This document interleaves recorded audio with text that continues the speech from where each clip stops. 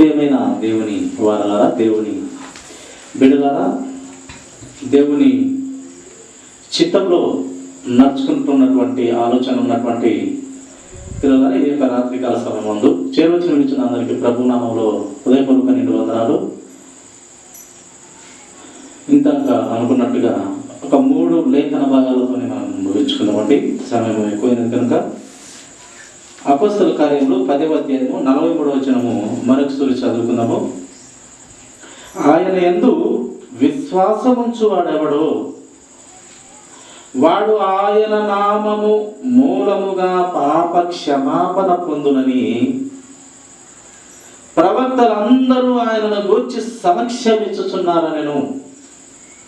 ఇక్కడ తెలియపరిచినటువంటి ముఖ్య సువార్త, దేవుని సువార్త ఆశీర్వాదము వచనము మనము చదువుకున్నాం. ప్రియమైన దేవుని వారలారా, ఈ యొక్క సిలువ సువార్త లేక ఆయన శుభవార్త ఏమని బయలుపరుస్తుంది అంటే, చదువుకున్న లేఖన భాగంలో ఆయన యందు విశ్వాసం ఉంచువాడెవడో, ఆయన యందు విశ్వాసం ఉంచువాడు. అబ్రహాం దగ్గరికి మొట్టమొదటిగా వాక్యం వచ్చింది. దేవుడు దిగి వచ్చి చెప్పిన మాట విన్నాడు. వినిన వెంటనే ఆయన విశ్వాసం ఉంచినాడు. ఆయన విశ్వాసం ఉంచడం ద్వారా ఆయన నీతిమంతుడని తీర్చబడుతూ వచ్చినాడు. విశ్వాసాలకు కూడా తండ్రి అవుతూ వచ్చినాడు. అదే మాటగా ఇక్కడ దేవుడు బయలుపరుస్తూ ఆయన యందు అనగా క్రీస్తు యందు ఎవరైతే విశ్వాసం ఉంచుతారో, క్రీస్తు యందు విశ్వాసం ఉంచుతాడో, ఎవడైతే విశ్వాసం ఉంచుతాడో వాడు ఆయన నామము మూలముగా పాప క్షమాపణ పొందునని ప్రవక్తలందరూ మనకు చెప్పి ఉన్నారని లేఖనంలో కనబడుతూ ఉంది. ప్రవక్తలందరూ ఏం చెప్పినారు? ఒక ప్రవక్త వస్తాడు, ఒక నీతిమంతుడు వస్తాడు, ఒక ప్రధాన యాజకుడు వస్తాడు, ఏ తప్పు చేయనటువంటి దేవుడి కుమారుడు వస్తాడు. ఆయన మాట మనము వినాలని ప్రవక్తలందరూ చెప్పినాడు. కనుక అదే ప్రవక్తలు తెలియపరుస్తున్నారు. ఆయన కోసం బ్రతుకువాడెవడో, ఆయన యందు ఎవరైతే విశ్వాసం మనస్ఫూర్తిగా ఉంచుతాడో వాడు పాప క్షమాపణ పొందుకుంటాడు. మిగిలిన వారు విశ్వాసం లేకపోతే దేవుని వాక్యం మనకు తెలియపరుస్తుంది, కనపడుతుంది, వినపడుతుంది. ప్రవక్తలు లేక అపోస్తలుడు చెప్పినారు. ఆయన నమ్మితే మహిమ చూస్తామంతే. ఆయనను విశ్వసిస్తేనే మనము ఆ విశ్వాస ప్రతిఫలము పొందుకుంటాం. అందుకే విశ్వసించువాడెవడో ఆయన నామములో పాప క్షమాపణ పొందుకొను అని లేఖన భాగంలో మనం చూస్తాం. కనుక మనము ఏమై ఉన్నవారంగా మనం ఉండాలంటే, ఆయన దేవుని కుమారుడని నమ్ముచు ఆయనను విశ్వసించే బిడ్డగా మన పాప క్షమాపణను పొందే బిడ్డలుగా ఉండాలని దేవుడు కోరుతూ ప్రవక్తల మూలముగా పలికినటువంటి లేఖనాన్ని మనకు ఈ యొక్క లేఖన భాగంలో ప్రత్యక్షపరిచి ఉన్నారు.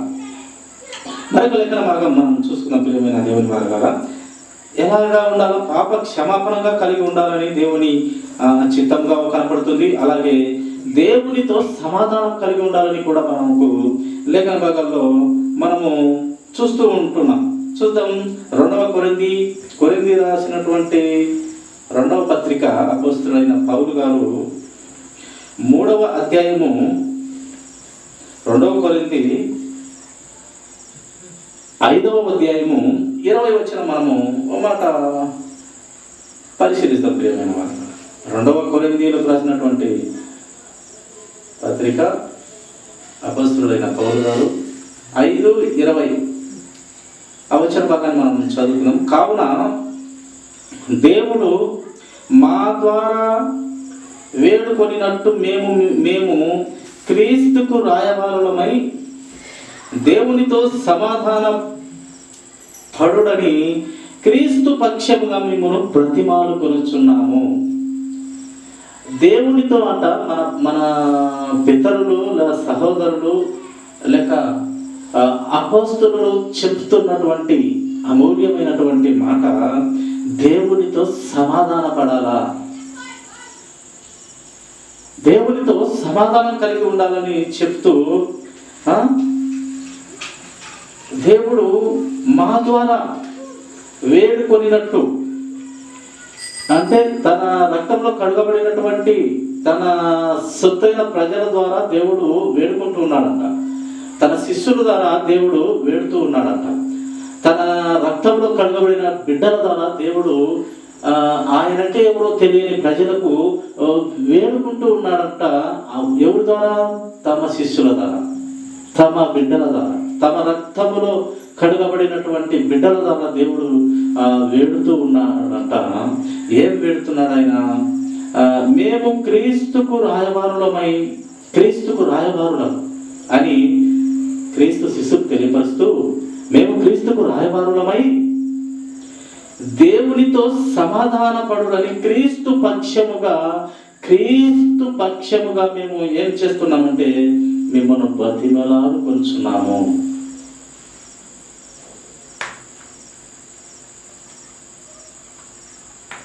దేవుడంట తన శిష్యుల ద్వారా తనను ఎరుగని ప్రజలకు తెలపండి అని బ్రతిమలాడుతూ తన శిష్యులకు చెప్తూ, ఆ శిష్యులు ఏమంటున్నారు? మాకు ఈ బాధ్యత ఇచ్చినాడు, మాకు ఈ రాయబారుల తత్వం ఇచ్చినాడు. క్రీస్తు ఎరగని పిల్లలకు క్రీస్తు ఎరిగే దేవుని అమూల్యమైనటువంటి శక్తివంతమైనటువంటి ఈ సువార్త, ఈ యొక్క కలువరి శిలువలో ఆయన పడినటువంటి పాటలు, ఆయన శ్రమలు వృధా కాకుండా చెప్పనికి మాకు ఆయన వేడుకొని రీతిగా మేము మిమ్మల్ని వేడుతున్నాము. ఎవరిని బట్టి మేము మిమ్మల్ని వేడుతున్నాము అంటే క్రీస్తును బట్టి, క్రీస్తు పక్షముగా మేము మిమ్మల్ని వేడుతున్నాము.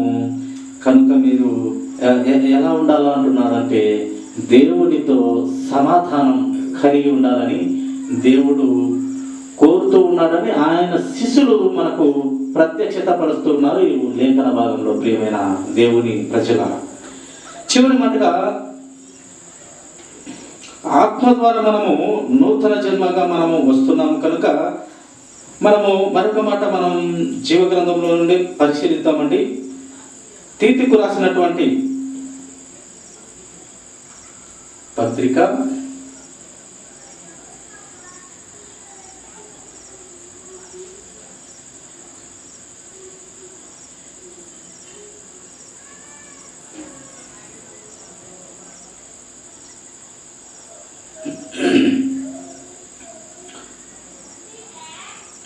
3వ అధ్యాయము 5వ వచనం చదువుకున్నాం. మనము నీతిని అనుసరించి చేసిన క్రియల మూలముగా కాక తన కనికరము చొప్పుననే పునర్జన్మ సంబంధమైన స్నానము ద్వారాను పరిశుద్ధాత్మ మనకు నూతన స్వభావం కలుగజేయడం ద్వారాను మనలను రక్షించెను. మనమేదో నీతిగా బ్రతికమని కాదు, మనమేదో చాలా నీతిగా, చాలా గౌరవంగా, చాలా యథార్థంగా, చాలా పవిత్రంగా, ఏం తప్పు చేయకుండా బ్రతికినమని అయితే ఆయన రక్షణ మనకు రాలేదు. కానీ మనము ఉంచబడి ఆ యొక్క స్నానం ద్వారా మన తాత రోజుతో బ్రతుకు అక్కడ సమాధి చేయడం ద్వారా మనము ఏమి పొందుకుంటున్నాము? ఆ యొక్క పునర్జన్మ స్నానము ద్వారా పరిశుద్ధాత్మ మనకు నూతన స్వభావం కలుగజేయటం ద్వారా మనలను రక్షించాడు. పరిశుద్ధాత్మ మనలను నూతన పరుస్తూ మనను రక్షించి ఉన్నాడు. అంతేకాని మనం ఏదో నీతిగా బ్రతికినామని, నీతిమంతులమని కాదు. నీతిమంతుడు లేడు, ఒక్కడు లేడు. యథార్థవంతుడు లేడు, ఒక్కడు లేడు అని దేవుని లేఖనాన్ని బట్టి ఈ యొక్క లేఖనం మనకు ప్రత్యక్షతపరుస్తుంది. మనమేదో నీతిగా బ్రతికినంత మాత్రాన ఆ కృప అయినటువంటి దేవుని ఆ రక్తం కలువరిలో ఆయన కృపధార కాచినటువంటి ఆ రక్తం ద్వారా మనం రక్షింపబడుతున్నామే. కానీ మనం ఎంత నీతిగా బ్రతికినా మనము దేవుని దృష్టి కంట మురికి బట్టలతో మనం సమానం. బాల్యం నుండి మన ఆలోచన విధానం చెడ్డది. బాల్యం నుండి, తల్లి గర్భంలో నుండి నేను పాపిని అని భక్తులు చెప్తున్నారు.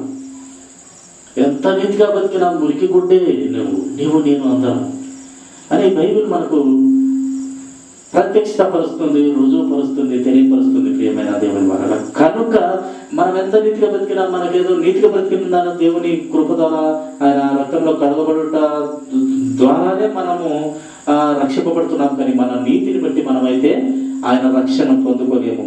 ఆయనను అంగీకరించుట ద్వారా, రక్తంలో కడగబడుట ద్వారా, ఆయన కృప ద్వారా, ఆయన కనికరము ద్వారా, ఆయన దయ ద్వారా మనము నీతిమంతులంగా తీర్చబడుతున్నామని లేఖనం మనకు బయలుపరుస్తుంది. కనుక మనము ఏదో గొప్పవారిమని కాదు, మనం ఏదో యథార్థవంతులము అని కాదు. లేఖనం చెప్తున్నది మనం ఎవరము సరిలేదు, కానీ సరిచేయబడండి. సరిలేని మీరు సరిగా బ్రతుకుతున్న దేవుని కుమారుడు ఒకరు భూమి మీద అడుగు పెట్టారు. ఆయన ద్వారా, ఆ నీతిమంతుని ద్వారా, ఆ మహాప్రవక్త ద్వారా, ఆ ప్రధాన యాజకుని ద్వారా, ఆయన రక్తమే మనకు దిక్కుగా, ఆయన ద్వారానే మనకు రక్షణ, పాప క్షమాపణ, అలాగే ఆత్మ ద్వారా మనము నూతన సృష్టి అవుతూ ఉన్నాం ప్రియమైన దేవుని వల్ల. పేతురు రాసిన మొదటి పత్రిక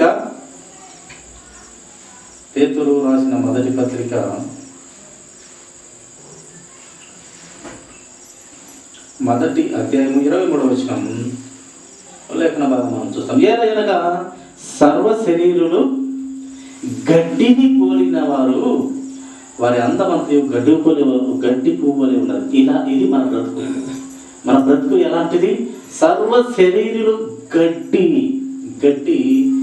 కొంచెంసేపులో గడ్డి పచ్చగా ఉంటుంది, కొంచెంసేపులో కాయగాసి పూత పెట్టి వికసించి అందంగా ఉంటుంది, మళ్ళీ సాయంత్రానికి వాడిపోయి రాలిపోయి ఇదైపోతుంది.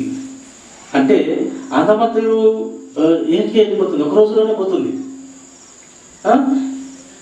కనుక సర్వ శరీరులమైన మనము గడ్డితో దేవుడు పోల్చాడు, లేక మన నీడతో దేవుడు పోల్చి ఉన్నాడు, లేక ఈ యొక్క ఆవిరితో పోల్చి ఉన్నాడు, నీటి మీద బుడగతో పోల్చి ఉన్నాడు. మన బ్రతుకు ఇంతలో కనబడి అంతలో మాయమయ్యే ఆవిరితో, నీటితో, నీడతో, గడ్డి పువ్వుతో, అది మన జీవితం. ఇలాంటి జీవితంలో ఉన్నటువంటి మనల్ని దేవుడు ఆయన కనికరం చొప్పున, ఆయన దయ చొప్పున, ఆయన మహా ప్రణాళిక చొప్పున, ఆ నీతిమంతుని, ఆ ప్రణాళికలో, దేవుని గొప్ప ప్రణాళికలో ఆ నీతిమంతుని ద్వారా మనము రక్షణ పొందుతున్నాము. కానీ మనం ఏదో గొప్పవారిని కాదు, మనమేదో యథార్థవంతులం, నీతిమంతులం, పరిశుద్ధమైతే కాము. కానీ దేవుని ద్వారా పరిశుద్ధమవుతున్నాం, దేవుని కృప వల్ల నీతిమంతులం అవుతున్నాం. దేవుని ఆ ప్రేమ, మహాప్రేమ వల్ల మనము పరలోక రాజ్యంలో వారసులం అవుతున్నాం. ఆయన ప్రేమ వల్ల మనకు చాలా ఎన్నో మేలులు, అది ఈ లోక సంబంధమైన మేలుల కంటే పరలోక రాజ్యంలో ఎంతో గొప్పదైన మేలులు మనం అక్కడ చూడబోతున్నాం. అందుకే ఈ లోక సంబంధమైన ఆశీర్వాదాల కంటే పరలోక సంబంధమైన ఆశీర్వాదాలు చాలా గొప్పవి అని. అందుకే దేవుని వాక్యం, మీరు మొదటిగా నా నీతి, నా రాజ్యం వెతకండి చెప్తున్నాడు. చివరి మాటగా రోమా 5:10 ఒక మాట చూసుకొని ముగించుకుందాము. రోమా 5:10,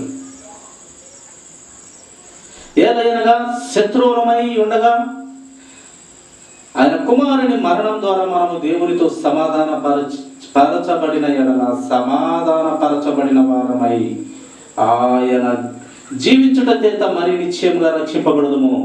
ఎలాంటి వారు అంట? మనము శత్రువులము. మనము అలాంటి స్వభావం కలిగినటువంటి వారము. శత్రు ఆలోచనలు.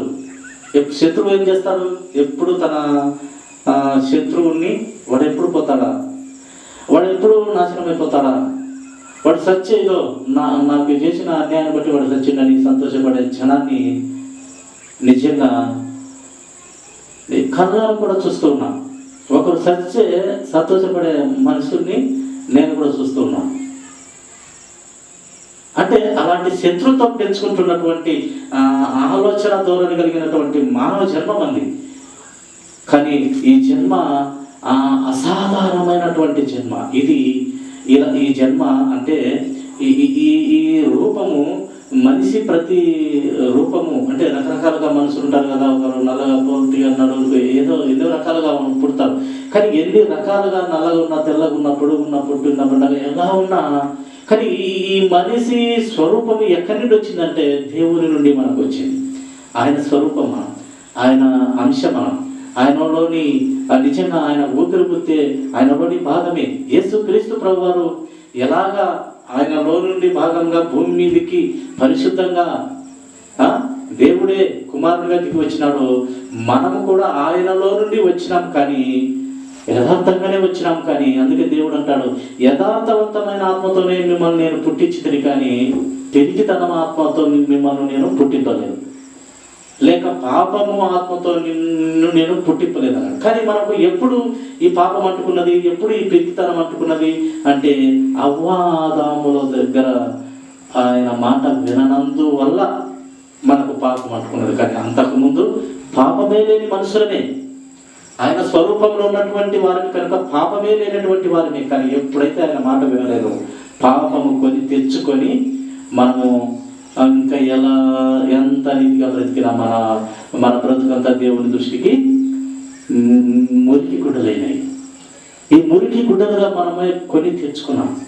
ఎందుకంటే దేవుని మాట వినక అపవాది మాట విని, అపవాది కుతంత్రమైన మాటలకు మొదటిగా అవ్వ మోసపోయి, తర్వాత ఆదాము మోసపోయి, ఈ విధంగా మనము పాపాన్ని కొని తెచ్చుకొని, దేవుని మాట వినక మనం పాపం తెచ్చుకొని మనము మన బ్రతుకును అపవిత్రత చేసుకొని బాల్యం నుండి చెడ్డవారిగా ఎంత బ్రతికినా నీతిమంతులం కాకుండా బ్రతుకుతున్న స్థితిలో మనము దేవుడు ఎంతో ప్రేమించి తన ముద్దు కుమారుని ద్వారా, తన రక్తం ద్వారా, ఆ పరిశుద్ధ రక్తం ద్వారా, ఆ రక్తం ద్వారా మనము పరిశుద్ధత ఇస్తున్నాడు, నీతిమంతులుగా చేస్తున్నాడు, యథార్థవంతులుగా చేస్తున్నాడు, పరలోక రాజ్యానికి ఆహ్వానం పలికినాడు, పాపాన్ని తీసివేస్తున్నాడు, శత్రువునైనా ప్రేమించబడుతున్నాడు. ఎన్నో అమూల్యమైనటువంటి శక్తివంతమైనటువంటి న్యాయమైన కట్టడలు మనకిచ్చి సత్యంలోకి నడిపిస్తున్న సర్వశక్తిమంతుడు మన యేసుక్రీస్తు ప్రభువు.